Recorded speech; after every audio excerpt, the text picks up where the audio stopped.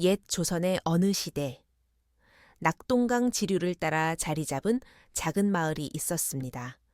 그 마을의 이름은 천군 칭윤. 마치 푸른 구름이 머물다 가는 듯 고요하고도 신비로운 풍경을 간직한 곳이었지요. 천군 마을은 강을 따라 길이 열려 있었고 장사꾼과 보부상들이 끊임없이 드나들었습니다. 강을 건너는 나룻배 곁에는 수많은 객주와 주막이 늘어서 있었으며 장터는 전국 각지에서 몰려든 상인들의 활기로 가득했습니다. 소와 말이 오가는 장터에서는 언제나 흥정 소리와 웃음소리가 어우러졌고 바람결의 흙 냄새와 술 냄새, 구운 떡 냄새가 섞여 흘러나왔습니다. 그날 밤 달빛은 강물 위에 은빛 비단처럼 흐르고 있었습니다. 달빛에 물든 강가의 풍경은 아름다웠으나 그 길 위로 지친 발걸음을 옮기는 사내의 모습은 어딘가 쓸쓸해 보였습니다. 사내의 이름은 한결한결, 낡은 갓과 해진 벗을 걸친 모습은 평범한 떠돌이와 다르지 않았지만 그의 눈빛만은 범상치 않았습니다. 깊은 어둠 속에서도 감출 수 없는 슬픔과 동시에 고귀한 기품이 담겨 있었지요. 그는 길가에서 마주친 나그네에게 조심스럽게 물었습니다. 여보시오. 이 마을에서 묵을 만한 객주가 어디 있소? 행사액이 초라한 사내였지만 말투는 단정했고 목소리에는 힘이 있었습니다. 나그네는 잠시 그를 흘끗 바라보다가 손가락으로 언덕 위를 가리켰습니다. 저기 보이는 언덕 끝에 운월객주 윤유의 케주 이나씨가 있소. 이 근처에서는 가장 큰 객주이니 가보시면 묵을 수 있을 것이요. 한결은 고개를 끄덕이며 감사의 예를 표하고 천천히 언덕을 향해 걸어갔습니다. 달빛이 비추는 언덕 위에는 기와지붕이 웅장하게 서 있었고 넓은 마당이 한눈에 보였습니다. 운월객주, 이름처럼 구름과 달을 머금은 듯 은은하면서도 당당한 기운이 풍겨나는 곳이었습니다. 그러나 그가 객주 앞에 이르렀을 때 장터 쪽에서 고함 소리가 들려왔습니다. 이런 천한 여인이 내 물건에 흠집을 냈으니 배상을 해야 할 게 아니냐. 거칠고 탐욕스러운 상인의 목소리였습니다. 그는 젊은 여인의 팔을 억지로 붙잡고 있었지요. 여인의 옷차림은 단정했지만 눈빛에는 두려움보다 분노가 가득했습니다. 제가 물건에 손도 대지 않았습니다. 이미 흠이 있던 것을 저에게 뒤집어 씌우려 하시는군요. 그녀의 목소리는 떨림없이 똑부러졌습니다. 그러나 상인은 더욱 화를 내며 여인의 팔을 거칠게 잡아당겼습니다. 주변 사람들은 웅성거리기만 할 뿐 아무도 나서지 않았습니다. 그 모습을 바라보던 한결은 잠시 망설였습니다. 낯선 땅에서 불필요한 분쟁에 얽히는 것은 위험했으나 결국 그의 발걸음은 장터 쪽으로 향했습니다. 그는 두 사람 사이에 조용히 끼어들며 입을 열었습니다. 이보시오. 장터의 규율은 물건에 흠집이 생겼다면 양측이 함께 살펴보고 공정하게 판단하는 것이요.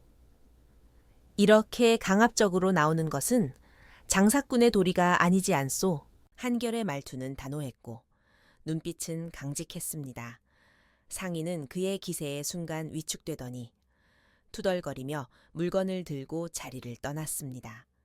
장터에 서 있던 사람들은 조용히 수군거리며 상황을 지켜보았지요.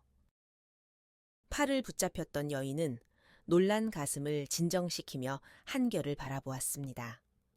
그녀의 이름은 윤화 런화, 바로 이 운월객주의 주인이었습니다. 은혜를 베풀어 주셔서 감사합니다. 제 이름은 윤화라 합니다. 혹시 객주에 묵으려 오셨습니까? 한결은 놀란 기색을 감추지 못했습니다. 그가 찾던 객주의 주인이 바로 눈앞의 여인이었던 것입니다. 윤화의 눈빛은 강하면서도 따스했고 바람에 흩날리는 검은 머리칼은 달빛을 받아 까마귀 깃털처럼 빛났습니다. 윤화는 잠시 생각하다가 미소를 지었습니다. 객주의 일손이 부족한데 그대처럼 의로운 분이 있다면 큰 힘이 될 것 같습니다. 원하신다면 우리 객주에서 일을 해 보시지 않겠습니까? 그 제안은 한결의 마음에 마치 운명이 손짓하는 듯 다가왔습니다. 떠돌이로 살아온 세월, 늘 어딘가에서 쫓기듯 살아온 그의 삶에 처음으로 따뜻한 손길이 내밀어진 순간이었지요. 한결은 잠시 침묵하다가 고개를 숙였습니다. 허락해 주신다면 성심껏 돕겠습니다. 그날 밤 그는 운월객주의 허드렛 일꾼으로 새 삶을 시작하게 되었습니다. 운월객주는 강물을 내려다보는 언덕 위에 자리 잡고 있었습니다. 넓은 마당에는 정갈한 기와집과 초가가 어우러져 있었고 객실마다 깨끗하게 정돈되어 있었습니다. 윤화는 아버지 한상도의 뒤를 이어 객주를 운영하고 있었는데 그녀의 지혜와 결단력은 마을 사람들 사이에서도 정평이 나 있었습니다. 우선은 자빌부터 시작하시면 됩니다. 모든 일에는 때가 있는 법이지요. 윤화의 말에 한결은 고개를 숙여 예를 표했습니다. 그날부터 그는 짐을 나르고 마당을 쓸고 방을 치우는 허드렛 일을 맡았습니다. 손에 굳은 살이 박이도록 묵묵히 일하는 그의 모습은 범상치 않았습니다. 사람들은 점차 그를 인정하기 시작했습니다. 그러나 윤화는 여전히 그가 수상쩍어 보였습니다. 그는 다른 사람들과 쉽게 어울리지 않았고 종종 먼 산을 바라보며 깊은 생각에 잠기곤 했습니다. 한결 서방, 어찌 그리 늘 생각이 많아 보이십니까? 어느 날 윤화가 물었을 때 그는 잠시 당황하다가 담담히 대답했습니다. 아닙니다. 마님, 그저 강물을 보니 지난 날이 떠올라서 그렇습니다. 윤화는 그의 눈에 스친 깊은 슬픔을 놓치지 않았습니다. 하지만 더 이상 묻지 않았습니다. 누구에게나 말하지 못할 과거가 있는 법이니까요. 달빛이 다시 강위를 비추고 있었습니다. 떠돌이 한결은 이제 천군 마을에서 새로운 인연과 삶을 맞이하려 하고 있었습니다. 그러나 그는 아직 알지 못했습니다. 그를 기다리고 있는 것은 단순한 안식이 아니라 운명을 뒤흔드는 거대한 소용돌이라는 것을. 한결이 운월 객주에 들어온 지 여러 날이 지나자 객주의 사람들도 서서히 그를 인정하기 시작했다. 그는 새벽부터 밤까지 묵묵히 마당을 쓸고 짐을 나르며 손님이 떠난 방을 정갈히 치웠다. 허드렛 일이었으나 어느 하나 소홀함이 없었다. 두 사람 몫의 일을 거뜬히 해내는 그의 모습에 사람들은 놀라워했고 윤화 역시 그를 지켜보며 은근히 감탄하곤 했다. 낯선 사내가 객주에 들어왔을 때 품었던 의심은 조금씩 풀려갔지만 여전히 그의 깊은 눈빛 속에는 쉽게 꺼내지 못할 사연이 숨어 있음을 직감하고 있었다. 봄이 무르익어 천군 마을의 장터는 활기로 가득했다. 강가의 나룻배는 끊임없이 사람과 물건을 실어 날랐고 장터에는 비단, 약재, 도자기, 향료가 가득 펼쳐져 있었다. 아이들은 솥대에 매달린 연등을 보며 환호했고 상인들은 흥정 소리에 목이 쉬도록 고함을 질렀다. 그날도 운월 객주는 북적였고 윤화는 손님을 맞느라 종일 바쁘게 움직였다. 한결은 짐을 옮기고 장부를 정리하며 그녀 곁을 묵묵히 지켰다. 해가 서쪽으로 기울 무렵 윤화는 필요한 물건을 사러 장터로 향했다. 한결도 그녀를 따라 나섰다. 인파가 가득한 장터 한복판. 갑자기 고함 소리가 울려 퍼졌다. 비키시오 말이 날뛰오. 사람들은 놀라 허둥지둥 흩어졌고 커다란 마차가 놀란 말에 끌려 사람들을 향해 질주해 오고 있었다. 혼란 속에서 한 아이가 넘어졌고 윤화는 그 아이를 일으켜 세우려 다가갔다. 그러나 그녀는 달려오는 마차를 피할 겨를이 없었다. 그 순간 한결의 몸이 번개처럼 날아들었다.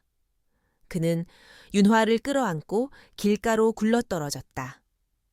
마차는 아슬아슬하게 그들 옆을 스쳐 지나갔다. 윤화는 가슴이 세차게 뛰었고 여전히 한결의 품 안에 있었다. 그의 청과 숨결이 생생히 전해지며 얼굴은 달아올랐다. 눈을 들어 그의 시선을 마주했을 때 알 수 없는 떨림이 가슴을 흔들었다. 괜찮으십니까? 마님 한결이 거칠게 숨을 고르며 물었다. 윤화는 놀란 마음을 진정시키며 고개를 끄덕였다. 그대가 아니었다면 큰일 날 뻔했군요. 그녀의 목소리는 낮고 떨렸으나 눈빛에는 감사와 함께 설명할 수 없는 감정이 어려 있었다. 한결 역시 그 눈빛에 빠져들 뻔했으나 급히 몸을 일으켜 그녀를 세웠다. 그날 이후 윤화가 한결을 바라보는 눈빛은 달라졌다. 더 이상 의심스럽게만 보지 않았고 오히려 그에게 의견을 묻기도 했다. 어느 날 저녁 은행나무 아래서 장부를 정리하던 그녀는 한결이 장부를 흘깃 바라보는 것을 보았다. 한결 서방, 그를 아시는 모양이지요. 그는 잠시 머뭇거리다 담담히 대답했다. 어릴 적 서당에서 조금 배운 적이 있을 뿐입니다. 윤화는 미소 지으며 말했다. 그렇다면 앞으로 장부 관리도 함께 해주시오. 혼자서는 감당하기 어려워지고 있답니다. 그날부터 한결은 단순한 허들의 실꾼이 아니라 장부 정리와 거래에도 손을 보탰다. 그의 글씨는 단정했고 계산은 정확했으며 손님과의 대화에서도 차분하면서도 설득력 있는 태도로 도움을 주었다. 윤화는 점차 그에게 의지하게 되었고 그가 단순한 떠돌이가 아님을 더욱 확신하게 되었다. 그러나 그녀는 묻지 않았다. 누구에게나 말하지 못할 과거가 있는 법이기에.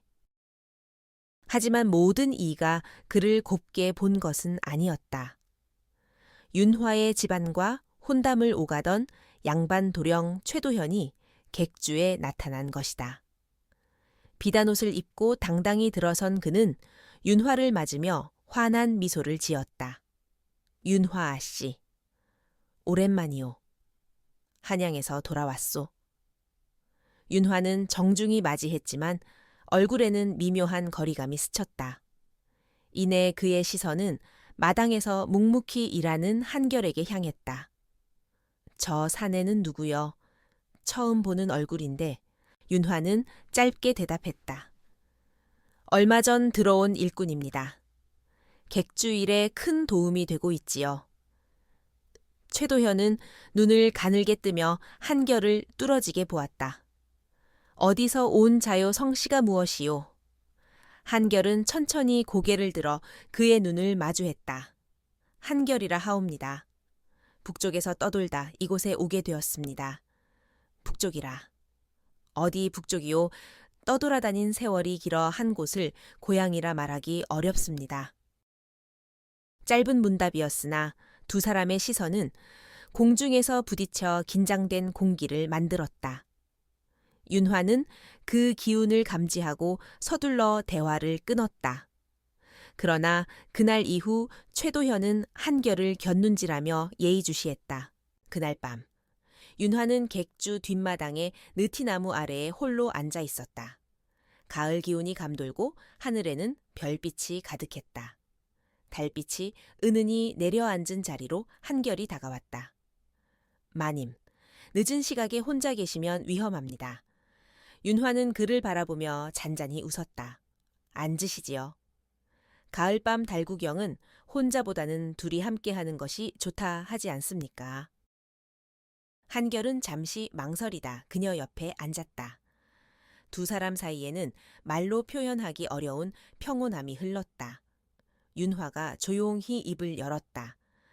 서방은 마치 강물 같군요. 멀리서 흘러와 많은 사연을 품은 듯합니다. 한결은 침묵하다가 낮게 말했다.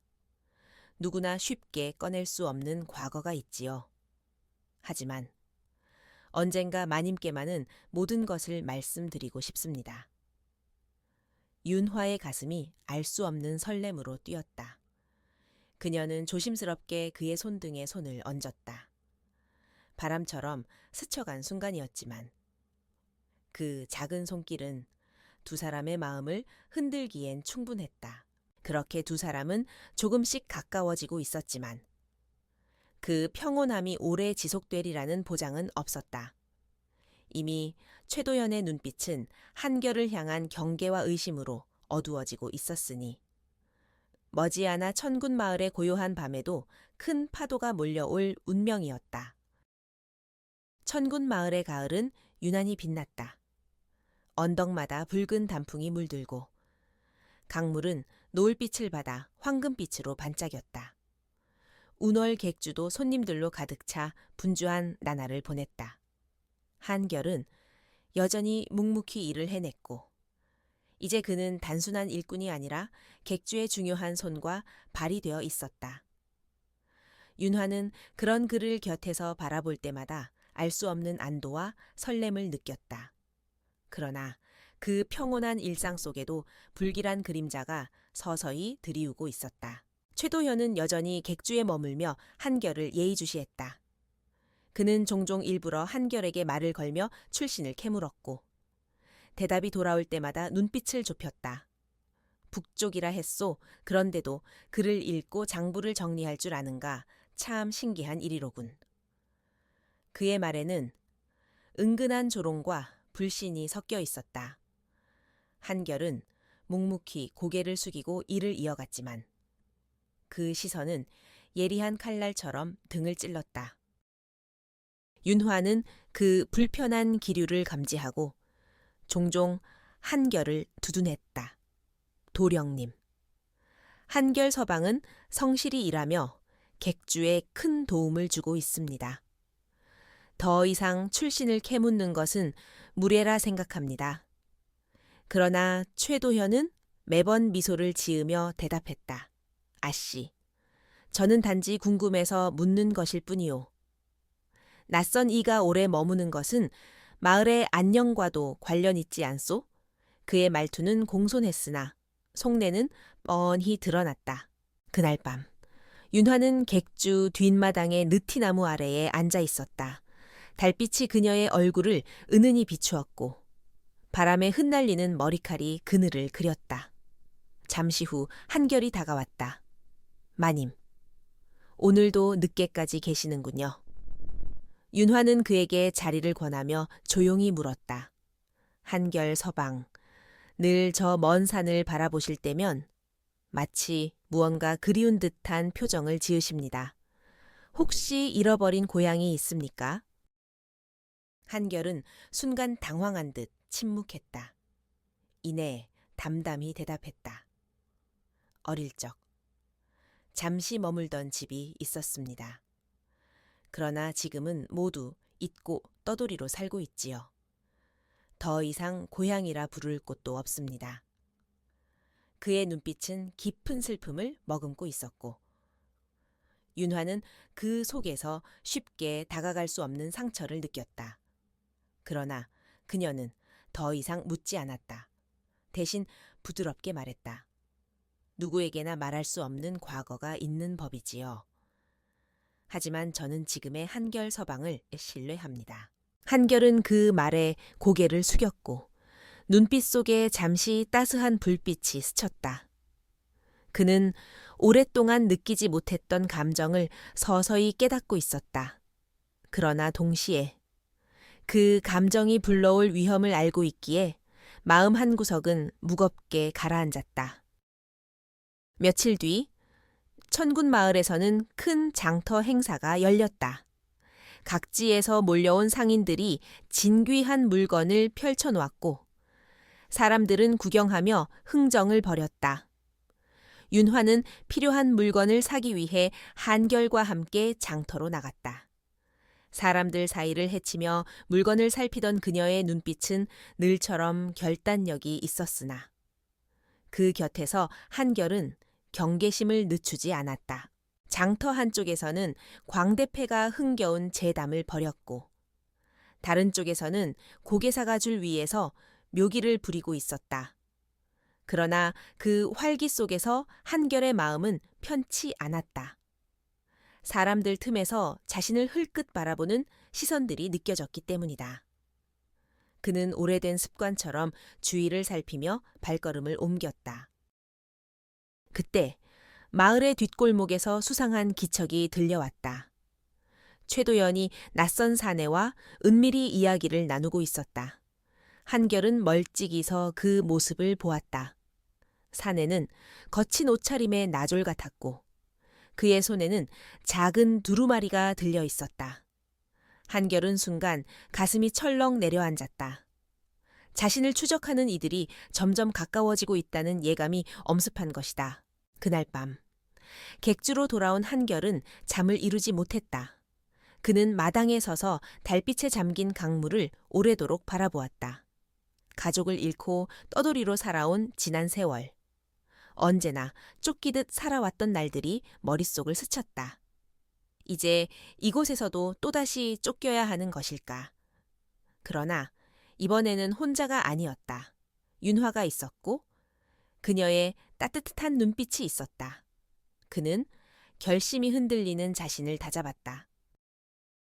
다음 날 아침, 윤화의 아버지 한상도가 오랜 장사길을 마치고 객주로 돌아왔다. 풍채가 당당한 그는 딸의 변화를 금세 눈치챘다. 윤화야, 내 얼굴빛이 달라 보이는구나. 무슨 일이 있느냐? 윤화는 얼굴을 붉히며 대답했다. 아버님, 그저 객주일이 잘 풀려서 그렇습니다. 그러나 한상도는 그녀의 눈빛 속에서 다른 진실을 읽었다. 그는 잠시 침묵하다가 중얼거리듯 말했다. 그 한결이라는 사내. 사람들이 칭찬을 아끼지 않더구나. 그러나 도현 도령과의 혼담도 잊지 말아야 한다. 윤화는 아무 대답도 하지 못한 채 고개를 숙였다. 그녀의 마음은 이미 한결에게 기울어 있었지만 그것을 아버지 앞에서 감히 말할 수는 없었다. 그날 저녁, 객주하는 손님들로 붐볐다. 한결은 분주히 움직이며 일을 돕고 있었는데 장터에서 보았던 수상한 사내가 몰래 객주 근처를 맴도는 것을 눈치챘다. 그는 조심스레 뒤를 밟았으나 사내는 이내 그림자처럼 사라져버렸다. 불안은 점점 커졌다. 윤화 역시 그 변화를 감지했다. 한결 서방, 무슨 근심이 있으십니까요? 며칠 얼굴이 어두우십니다. 그녀가 묻자 그는 잠시 머뭇거리다 대답했다. 마님, 혹시라도 제가 이곳에 화를 끼칠까 두렵습니다. 만약 그런 날이 온다면, 그러나 그는 끝내 말을 잇지 못했다. 윤화는 단호하게 말했다. 그런 말씀은 하지 마십시오. 누구든 새로운 삶을 살 자격이 있습니다. 저는 지금의 한결 서방을 믿습니다. 그 순간 그의 가슴 속에 억눌러 두었던 감정이 조금 더 흔들렸다. 하지만 동시에 최도연이 점점 자신의 정체를 파헤치고 있음을 직감했다. 그리고 언젠가 그가 관군을 불러올지도 모른다는 두려움이 엄습했다. 천군 마을의 가을밤은 고요했지만 그 고요함은 오래가지 못할 것이었다. 운월 객주와 그곳에 모인 사람들을 향해 서서히 폭풍의 발자국이 다가오고 있었다. 운월 객주에는 계절이 바뀔수록 더 많은 손님들이 몰려들었다. 장사꾼들은 강을 따라 오가며 이곳에서 머무르기를 즐겼고 마당에는 늘 사람들의 발길이 끊이지 않았다. 윤화는 바쁜 와중에도 한결을 곁눈질로 바라보곤 했다. 그는 여전히 묵묵히 일을 도맡았고 손님들과의 거래에도 차분히 임했다. 장부를 정리하는 솜씨나 계산하는 법을 보면 그가 단순한 떠돌이가 아님을 누구라도 알 수 있었다. 그러나 그는 끝내 자신의 과거를 말하지 않았다. 윤화의 마음은 점점 더 복잡해졌다. 그는 무엇을 숨기고 있는 걸까? 하지만 이상하게도 그것을 캐묻고 싶은 마음은 없었다. 오히려 그가 품은 상처와 비밀까지도 함께 감싸주고 싶다는 생각이 강해졌다. 어느 날 저녁, 윤화는 그와 느티나무 아래에 앉아 달빛을 바라보며 조심스레 물었다. 한결 서방, 언제까지 우리 객주에 머무르실 겁니까? 한결은 잠시 망설이다가 대답했다. 마님이 허락하신다면 오래 머물고 싶습니다. 그의 목소리는 낮았으나 진심이 묻어 있었다. 윤화는 그 말에 얼굴이 달아올랐지만 애써 평정을 유지했다. 그렇다면 다행이군요. 객주일은 그대 같은 사람이 필요합니다. 짧은 대화였으나 두 사람의 마음은 더욱 가까워졌다. 그러나 그 평온은 오래 가지 않았다. 최도연은 날이 갈수록 불편한 기색을 감추지 않았다. 그는 몰래 사람을 시켜 한결의 과거를 조사하기 시작했다. 떠돌이 행색을 하고 있지만 사실은 보통 사람이 아니라는 의심이 점점 확신으로 바뀌어갔다. 며칠 후, 도현은 객주 뒷골목에서 하인과 은밀히 대화를 나누었다. 분명 북쪽에서 왔다 하지 않았느냐. 그곳에 연고가 있는 사람들을 수소문해라. 그 사내의 진짜 이름과 집안을 반드시 밝혀내야 한다. 하인은 고개를 끄덕이며 자리를 떴다. 도연의 눈빛에는 승리의 확신이 번쩍였다. 그 무렵 윤화의 아버지 한상도는 객주를 둘러보다가 딸을 불러 세웠다. 윤화야, 네가 요즘 한결이라는 사내와 자주 함께 있는 것을 안다. 사람들의 눈도 있으니 조심해야 한다. 윤화는 당황한 듯 대답했다. 아버님, 그는 단지 성실하게 일하는 일꾼일 뿐입니다. 의심할 이유가 없습니다. 그러나 한상도는 곧 미소를 지었다. 나도 그가 보통 사내가 아니라는 것을 느낀다. 그러나 아직은 때가 아니다. 너도 조심하거라. 윤화는 마음이 무거워졌다. 아버지도 무언가를 느끼고 있다는 사실이 그녀를 긴장하게 했다. 하지만 그녀는 이미 스스로의 마음을 알았다. 더 이상 한결을 단순한 일꾼으로 볼 수 없다는 것을. 그러던 어느 날, 객주에는 예상치 못한 손님이 찾아왔다. 먼 길을 달려온 듯 먼지가 잔뜩 묻은 옷차림의 사내였다. 그는 술 한 잔을 청하며 한결을 유심히 바라보았다. 잠시 후 그는 낮은 목소리로 속삭였다. 이현수 도령. 아니, 지금은 한결이라 부르십니까? 한결의 얼굴이 굳어졌다. 그 이름은 오랫동안 숨겨온 그의 본명이었다. 그는 얼른 사내를 밖으로 데리고 나가 조용히 물었다. 어찌 그 이름을 아느냐? 사내는 씁쓸히 웃었다. 도령의 집안 이야기는 세상 사람들이 다 아는 바 아닙니까? 억울하게 멸문지화를 당한 왕족의 후손, 관군이 아직도 도령을 찾고 있습니다. 한결은 숨을 몰아쉬었다. 다시는 듣고 싶지 않았던 이름. 다시는 떠올리고 싶지 않았던 과거가 그의 앞에 다가온 것이다. 그는 깊은 절망 속에서도 사내를 다그쳤다. 여기서 그런 이름을 부르지 마라. 이제 그 이름은 내겐 없다. 나는 그저 떠돌이일 뿐이다. 그러나 사내는 고개를 저었다. 운명이란 쉽게 버릴 수 없는 법이지요. 곧 관군이 움직일 겁니다. 조심하십시오. 말을 남기고 사내는 어둠 속으로 사라졌다. 한결은 그 자리에 멍하니 서 있었다. 숨기고 살아온 세월이 무너져 내리는 듯했다. 그러나 그는 곧 마음을 다잡았다. 이제는 더 이상 도망치고 싶지 않았다. 하지만 윤화와 객주가 위험에 빠질까 두려움이 몰려왔다. 그날 밤 윤화는 그가 창백한 얼굴로 마당에 서 있는 것을 보았다. 그녀는 다가가 조심스레 물었다. 한결 서방, 무슨 일이 있으십니까? 그는 잠시 침묵하다가 떨리는 목소리로 말했다. 마님, 혹시라도 제가 이곳에 화를 끼친다면 그땐 저를 버리셔야 합니다. 윤화는 단호히 고개를 저었다. 아닙니다. 저는 그대를 버리지 않을 것입니다. 어떤 일이 있어도 그녀의 눈빛은 흔들림 없이 굳건했다. 그 순간 한결의 눈에 눈물이 맺혔다. 그는 오랫동안 느끼지 못했던 희망의 빛을 다시금 보았다. 그러나 그 빛은 오래가지 않았다. 며칠 후 최도현이 몰래 객주를 떠나 한양으로 사람을 보냈다는 소문이 들려왔다. 관군이 움직이고 있다는 소식도 함께였다. 천군 마을의 달빛은 여전히 은은했으나 그 빛 아래에는 이미 폭풍이 몰려오고 있었다. 운월 객주와 두 사람의 운명은 이제 피할 수 없는 시험대 위에 오르게 된 것이다.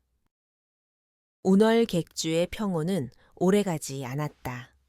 최도현이 한양으로 사람을 보냈다는 소문은 사실이었다. 며칠 후 천군 마을의 어귀에는 낯선 발자국 소리가 이어졌다. 비바람이 몰아치던 밤, 횃불을 든 관군들이 마을로 들어왔다. 마을 사람들은 웅성거리며 문을 닫고 불을 끄며 숨어들었다. 그러나 운월 객주의 문은 아직 닫히지 않았다. 윤화는 창가에서 불길한 기운을 느끼며 밖을 바라보았다. 그녀의 눈에 비친 것은 횃불을 든 무리와 그 앞에서 당당히 서 있는 최도현의 모습이었다. 그는 빗물에 젖은 얼굴로 객주를 노려보고 있었다. 곧이어 우렁찬 목소리가 울려 퍼졌다. 역적의 후손. 이현수, 네가 이곳에 숨어 있다는 사실을 내가 모를 줄 알았느냐. 당장 나오지 않으면 객주와 이 마을을 모조리 뒤엎겠다. 그 소리를 들은 한결은 방 안에서 굳어졌다. 결국 그가 가장 두려워하던 순간이 찾아온 것이다. 윤화는 그의 곁으로 달려와 떨리는 목소리로 말했다. 그들은 거짓을 꾸며낸 것입니다. 나가지 마십시오. 그러나 한결은 고개를 저으며 담담히 대답했다. 마님, 이제는 더 이상 도망칠 수 없습니다. 나 때문에 마을과 객주가 피해를 입을 수는 없습니다. 윤화는 그의 손을 꽉 잡았다. 아닙니다. 당신은 이미 새로운 삶을 살고 있습니다. 누구보다 성실히, 누구보다 의롭게 살아왔습니다. 저는 당신을 결코 포기하지 않을 것입니다. 그녀의 눈빛은 단호했고 그 안에는 흔들림 없는 사랑이 담겨 있었다. 바로 그때 윤화의 아버지 한상도가 급히 달려왔다. 그는 숨을 고르며 두 사람을 바라보았다. 빨리 뒷문으로 가거라. 내가 시간을 벌겠다. 한결은 고개를 숙이며 말했다. 주인장님, 제가 이런 화를 불러일으켜 죄송합니다. 혼자 떠나는 것이 옳습니다. 그러나 한상도는 그의 어깨를 굳게 붙잡았다. 이 사람아, 내 딸이 너를 선택했다면 그만한 이유가 있을 게다. 난 딸의 판단을 믿는다. 어서 가거라. 그러나 이미 관군들은 객주의 대문을 향해 다가오고 있었다. 곧이어 문이 요란하게 열리며 군사들이 들이닥쳤다. 최도연은 그들 뒤에서 비웃듯 외쳤다. 저 사내를 내놓아라. 그렇지 않으면 모두 영모의 죄에 연루될 것이다. 마당은 긴장감으로 가득 찼다. 그 순간 마을 사람들 몇이 모여들기 시작했다. 그들은 용기를 내어 목소리를 높였다. 그 사람은 우리 마을의 은인이다. 장터에서 아이를 구한 것도, 객주를 위해 성실히 일한 것도 다들 보았다. 어찌 그런 일을 역적이라 할 수 있단 말인가. 사람들의 목소리는 점점 커졌고 관군들조차 잠시 주춤했다. 한결은 앞으로 걸어 나왔다. 그의 얼굴은 결연했고 눈빛에는 두려움 대신 담담한 의지가 서려 있었다. 내가 바로 한결이오. 그러나 내 본래 이름은 이현수. 나는 죄인이 아니다. 단지 잘못된 집안에서 태어났을 뿐 아무런 반역도 꾸민 적이 없다. 나를 데려가려거든 나 혼자 데려가시오. 이 마을과 이 객주에는 송긋 하나 대지 마시오. 윤화는 그를 막으려 했지만 그는 그녀의 손을 부드럽게 떼어냈다. 마님, 이제는 운명을 직면할 시간입니다. 그녀의 눈에는 눈물이 맺혔지만 그를 바라보는 눈빛에는 여전히 굳건한 믿음이 담겨 있었다. 최도현은 차가운 웃음을 지으며 앞으로 나섰다. 이제야 꼬리를 드러내는구나. 관군들이여. 저자를 잡아라. 관군들이 한결에게 다가가려는 순간 객주의 뒤편에서 소란이 일어났다. 마을 사람들이 몰려와 관군의 길을 막아선 것이다. 그는 결코 역적이 아니다. 억울하게 몰린 것뿐이다. 우리가 본 건 성실하고 의로운 사내였다. 거짓 누명을 씌우지 마라. 관군들은 당황했지만 최도현은 분노에 차 목소리를 높였다. 감히 왕명을 거스르려는 것이냐. 너희 모두 역적을 두둔하는 자들이다. 그러나 그때였다. 멀리서 말발굽 소리가 들려왔다. 강렬한 기세와 함께 새로운 무리가 마을로 들어오고 있었다. 그들의 앞에는 관복을 차려입은 중년의 사내가 서 있었다. 그는 위엄 있는 목소리로 외쳤다.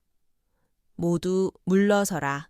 나는 호조판서 전구명이니라. 사람들은 놀라 웅성거렸다. 관군들조차 황급히 고개를 숙였다. 정우명 판서는 최도현을 똑바로 바라보며 꾸짖었다. 도현, 도령, 자네 무슨 짓을 하고 있는가? 임금께서 이미 이현수의 집안에 내려진 처벌을 취소하셨다. 그는 더 이상 죄인이 아니다. 순간 마당은 술렁였다. 최도현의 얼굴은 하얗게 질렸다. 그럴 리가, 어떻게 그런 일이. 전구명은 두루마리를 꺼내 펼치며 엄숙히 낭독했다. 임금께서 직접 내리신 교서다. 이현수의 억울함을 풀고 그의 가문에 내려진 죄를 거두며 이제는 자유롭게 살아가게 하라는 명이다. 한결의 눈에는 눈물이 맺혔다. 오랫동안 도망자로 살아온 세월이 한순간에 풀려나는 듯했다.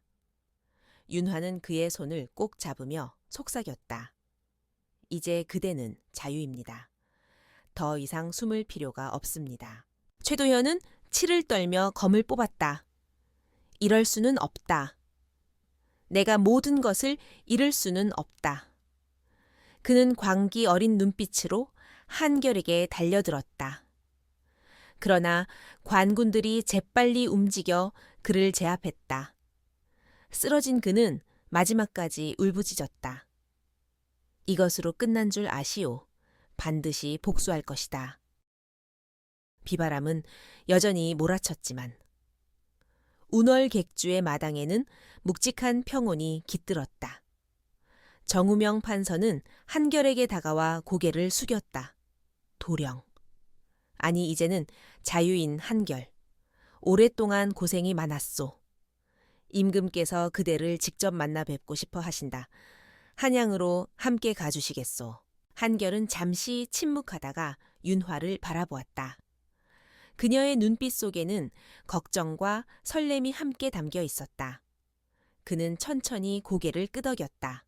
가겠습니다. 그러나 돌아와 이곳에서 새로운 삶을 이어가고 싶습니다. 윤화는 그의 손을 꼭 잡았다. 두 사람의 눈빛은 달빛 아래에서 굳게 이어졌다. 천군 마을 사람들은 환호하며 두 사람을 둘러싸고 객주의 마당에는 다시 평화가 찾아왔다. 그러나 아직 모든 것이 끝난 것은 아니었다. 떠돌이의 삶에서 해방된 한결과 윤화의 앞에는 새로운 선택과 시련이 기다리고 있었다. 정우명 판서가 떠난 뒤 운월 객주는 다시 고요를 되찾았다. 그러나 그 고요는 예전과는 달랐다. 한결의 정체가 세상에 드러났고 이제 그는 더 이상 단순한 떠돌이가 아니었다. 그는 멸문지화로 사라진 줄 알았던 왕족의 후손. 그리고 이제는 신분이 회복된 사람이었다. 마을 사람들은 그에게 경외와 호기심의 눈빛을 보냈다. 그분이 그토록 억울한 누명을 벗으셨다니. 그러면 이제 이곳을 떠나 한양으로 가시겠지. 사람들의 목소리는 감탄과 아쉬움이 뒤섞여 있었다. 한결은 그런 시선들 속에서 깊은 혼란을 느꼈다. 윤화는 달라진 분위기를 가장 먼저 감지했다. 객주에 모여드는 손님들은 한결의 이야기를 묻기 바빴고 그의 이름을 낮게 속삭였다. 그러나 그녀에게 중요한 것은 오직 한 가지였다. 그가 지금 어떤 마음을 품고 있는가 하는 것. 어느 날 저녁, 윤화는 강가에 앉아 있는 한결을 찾아갔다. 달빛이 강물 위에 은빛 물결을 들이우고 있었다. 그는 고개를 숙인 채 깊은 생각에 잠겨 있었다. 한결 서방, 아니, 이제는 이현수 도령이라 불러야겠지요. 윤화가 조심스레 말을 건넸다. 한결은 잠시 침묵하다가 고개를 저었다. 아직도 그 이름이 낯설기만 합니다. 나는 오랫동안 그 이름을 버리고 살았습니다. 이제 와서 다시 찾았다고 해서 기쁘기만 한 것은 아니오. 그의 목소리에는 슬픔과 혼란이 묻어 있었다. 윤화는 그의 손을 살며시 잡았다. 중요한 것은 이름이 아닙니다. 지금의 그대가 어떤 사람인가. 그것이 더 소중합니다. 저는 그대를 떠돌이 한결로 만나 사랑하게 되었지만 이현수 도령이라 해도 변하지 않을 것입니다. 그녀의 말은 단호했고 눈빛은 흔들림이 없었다. 한결의 눈동자에 잠시 따뜻한 빛이 스쳤다. 그러나 그는 이내 깊은 숨을 내쉬었다. 하지만 마님, 내 신분이 회복된 이상 한양에서 나를 부르는 손길이 있을 것이요. 임금께서 나를 관직에 쓰고자 하신다는 말을 판서께서 전하셨소. 만약 내가 그 길을 거부한다면 다시금 불충한 자로 보일지도 모른다. 윤화의 마음은 무겁게 가라앉았다. 그는 이제 평범한 삶을 살 수 없는 존재가 된 것일까? 그녀는 담담히 대답했다. 도령께서 어떤 길을 가시든 저는 곁에 있겠습니다. 다만 한 가지. 그 길이 그대의 진정한 뜻과 어긋나지 않기를 바랄 뿐입니다. 며칠 뒤 정우명 판서가 다시 객주를 찾았다. 그는 이번에는 공식적인 사자로서 임금의 뜻을 전했다. 이현수 도령, 임금께서 그대를 관직에 기용하고자 하신다. 나라를 위해 그대의 지혜와 품격을 쓰고 싶어 하시지. 객주의 마당은 다시 긴장감으로 가득 찼다. 마을 사람들은 기대와 두려움이 뒤섞인 눈빛으로 한결을 바라보았다. 윤화는 그의 곁에 서 있었지만 가슴 깊은 곳에서는 알 수 없는 불안이 밀려왔다. 만약 그가 관직에 나아가면 그녀와 이곳을 떠나야 할지도 몰랐다. 한결은 깊은 숨을 내쉬며 대답했다. 판서 어른, 은혜로운 말씀이나. 저는 아직 제 마음이 정리되지 않았습니다.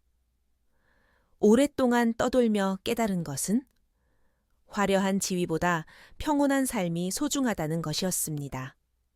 제게 시간을 주시겠습니까? 정우명은 그를 똑바로 바라보다가 고개를 끄덕였다.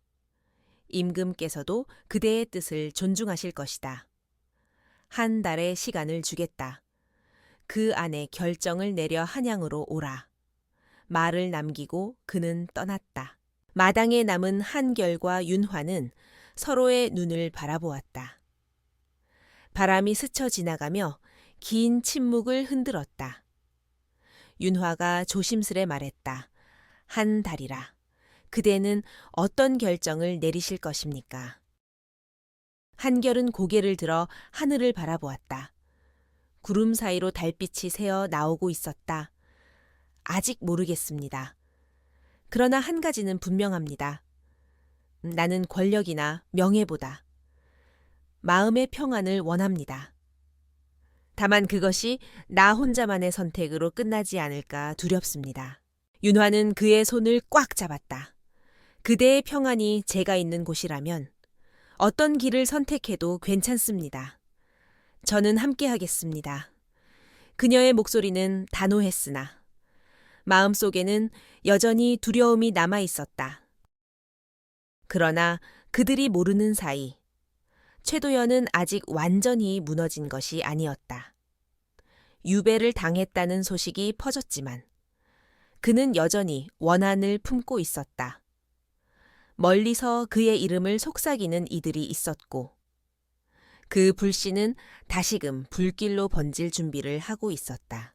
그날 밤 운월 객주의 마당에서 윤화는 담요를 덮고 잠든 한결을 조용히 바라보았다. 그의 얼굴은 고요했지만 눈가에는 지난 세월의 상처가 깊이 새겨져 있었다. 그녀는 속으로 다짐했다. 무슨 일이 있어도 그와 함께하겠다. 설령 세상이 또다시 등을 돌린다 해도 달빛은 여전히 천군 마을 위를 흘러가고 있었다. 그러나 그 빛 아래에 드리운 두 사람의 그림자는 앞으로 닥쳐올 더 큰 선택과 시련을 예고하고 있었다. 한 달의 시간이 주어졌지만 운월 객주의 나날은 그리 평온하지 않았다. 신분이 회복된 한결에게 사람들은 경외와 존경을 보내는 한편 또 다른 불안한 시선도 감추지 않았다. 그가 한양으로 떠날 것인지 아니면 천군 마을에 남을 것인지 모두가 촉각을 곤두쓰고 있었다. 그러나 그들의 눈길보다 더 무서운 것은 어둠 속에서 여전히 꿈틀거리고 있는 최도현의 자녀 세력이었다. 최도현은 관군에 의해 끌려가며 울부짖었지만 그의 말대로 모든 것이 끝난 것은 아니었다. 그는 유배를 명령받았으나 그와 손을 잡은 세력 중 일부는 여전히 그를 두둔하며 움직이고 있었다. 특히 권세를 잃을까 두려워하는 몇몇 옛 정적들은 이현수의 귀환을 달가워하지 않았다. 그들은 몰래 사람을 보내 천군 마을을 살피고 한결의 동태를 엿보았다. 어느 비 오는 밤 객주의 뒤편에서 수상한 그림자가 발견되었다.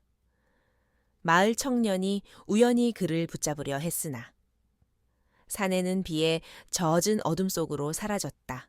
다음 날 한상도는 얼굴을 굳히며 말했다. 이제 놈들이 움직이고 있다. 우리는 가만히 있을 수 없다. 그는 한양에서 오랫동안 쌓은 인맥을 떠올리며 서신을 보냈다. 내게도 믿을 만한 벗들이 있다. 놈들의 움직임을 막기 위해서는 그들과 손을 잡아야 한다. 한결은 여전히 갈등에 시달렸다. 그는 한양의 권력 다툼 속으로 다시 들어가는 것이 두려웠고 무엇보다 윤화와 마을이 화를 입을까 걱정되었다.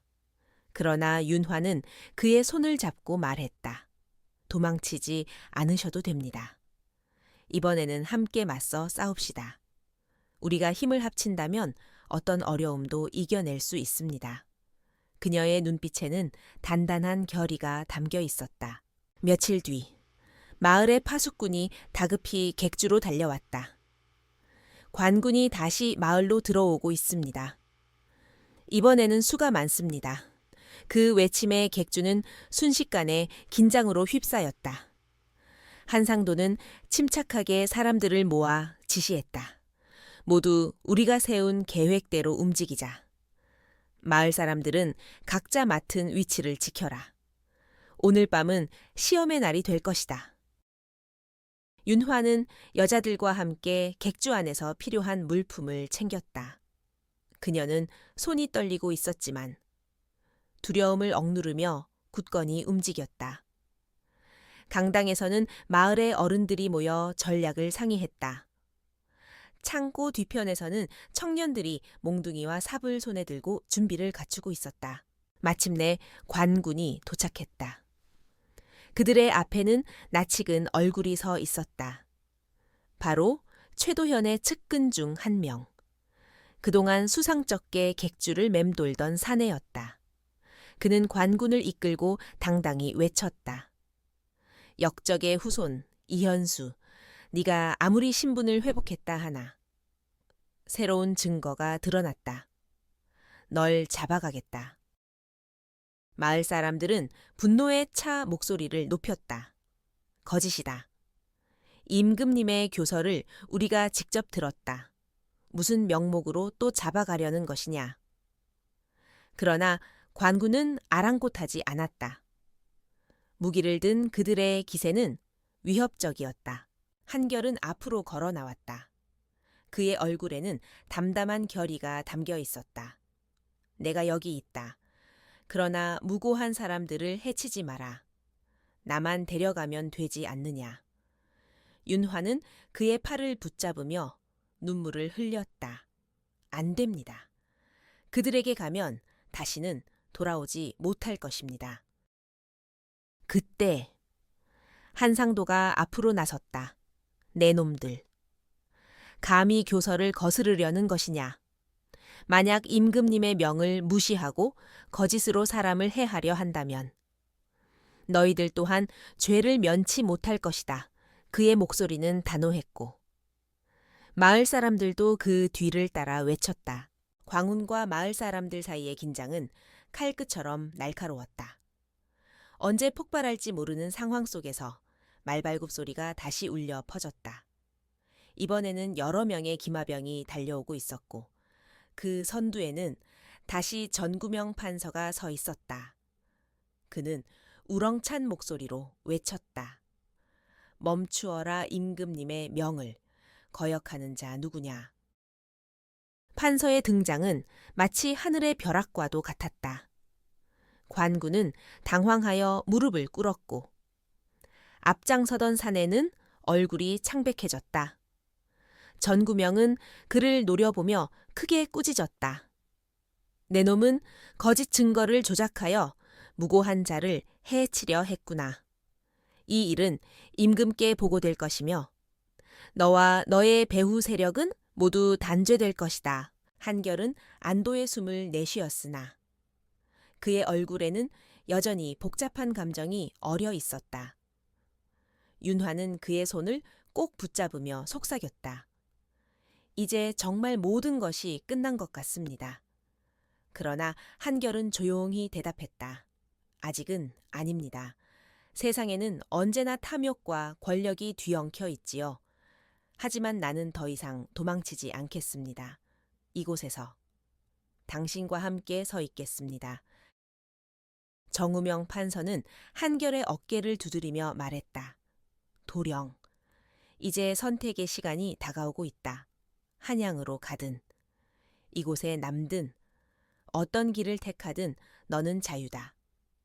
그러나 그 선택에는 반드시 책임이 뒤따를 것이다. 그날 밤 천군 마을은 긴장 속에서도 무사히 고비를 넘겼다. 마을 사람들은 서로를 부둥켜 안으며 안도의 눈물을 흘렸다. 그러나 윤화와 한결, 그리고 한상도의 마음속에는 아직도 무거운 그림자가 남아 있었다. 최도현은 쓰러졌지만 그의 말처럼 모든 것이 끝난 것은 아니었다. 운월 객주의 지붕 위로 달빛이 다시 흘렀다. 두 사람의 그림자가 나란히 드리워져 있었고 그 그림자는 앞으로 닥칠 마지막 결정을 예고하는 듯했다. 천군 마을은 폭풍을 이겨낸 뒤 다시 평온을 되찾았다. 그러나 그 편고는 더 이상 이전의 고요와 같지 않았다. 이제 마을 사람들은 한결을 단순한 일꾼이 아니라 억울한 과거를 짊어진 채 새 삶을 시작하려는 의로운 사내로 존경했다. 운월 객주의 마당에는 여전히 상인들과 손님들이 북적였고 아이들은 마당을 뛰어다니며 웃음을 터뜨렸다. 하지만 그 모든 일상 위에는 한 달의 기한이 흐르고 있었다. 임금의 부름에 응해야 할 시간이 다가오고 있었다. 정구명 판서는 이미 여러 차례 서신을 보내왔다. 도령. 이제 결정을 내려야 하오. 관직에 나아가 나라를 섬기든 아니면 자유를 선택하든 그대의 뜻을 밝히시오. 한결의 마음은 무겁게 흔들렸다. 윤화는 그가 고민하는 모습을 지켜보며 조용히 곁을 지켰다. 밤마다 그는 객주의 마당에서 강물을 바라보았고 윤화는 그런 그를 뒤에서 바라보았다. 언젠가는 대답을 해야 한다는 것을 알면서도 그녀는 재촉하지 않았다. 대신 이렇게 속으로 기도했다. 그가 어떤 길을 선택하든 나와 함께 있어주기를. 드디어 한 달의 기한이 다가왔다. 봄바람이 불어와 벚꽃이 피 흩날리는 어느 날. 전구명 판서가 다시 천군 마을에 도착했다. 그는 기마병들과 함께 운월 객주 앞마당에 내렸다. 사람들은 긴장한 눈빛으로 그들을 바라보았다. 판서는 곧바로 한결에게 다가와 물었다. 도령, 이제 결정을 말씀해 주시오. 임금께서 기다리고 계신다. 마당은 숨죽인 정적에 휩싸였다. 윤화, 한상도, 그리고 마을 사람들 모두가 그의 대답을 기다렸다. 한결은 잠시 눈을 감았다가 천천히 입을 열었다. 판서 어른, 저는 오랫동안 떠돌이로 살며 깨달은 바가 있습니다. 권력과 명예는 더 넘는 것이며 진정한 평안은 사람과 사람 사이의 믿음과 사랑 속에 있음을 알게 되었습니다. 저는 관직에 나아가지 않겠습니다. 이곳 천군 마을에서, 운월 객주에서 제 삶을 이어가고 싶습니다.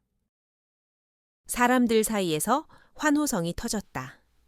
그러나 전구명 판서는 잠시 눈을 감은 채 깊은 숨을 내쉬었다. 곧 그는 고개를 끄덕이며 대답했다. 도령의 뜻을 임금께 전하겠다. 임금께서도 그대의 선택을 존중하시리라 믿는다. 그의 목소리에는 아쉬움과 동시에 존경이 묻어 있었다. 윤화의 눈에는 눈물이 맺혔다.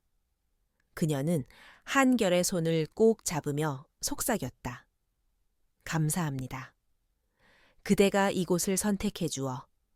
한결은 미소 지으며 그녀의 손을 감쌌다. 나의 집은 여기요. 당신이 있는 이곳이 곧 나의 세상입니다. 며칠 뒤, 운월 객주에서는 작은 잔치가 열렸다. 마을 사람들은 함께 모여 그들의 결정을 축복했다. 아이들은 꽃잎을 뿌렸고 상인들은 술과 음식을 나누며 노래를 불렀다. 그날 밤, 강물 위로 달빛이 은빛 다리를 놓고 있었다. 윤화와 한결은 그 다리 위에 나란히 서 있었다. 한결 서방, 이제는 더 이상 도망치지 않아도 되겠지요, 그렇소. 도망치는 삶은 끝났습니다. 이제는 함께 걸어가는 삶이 남았을 뿐. 그의 목소리는 담담했으나 그 안에는 따스한 확신이 담겨 있었다.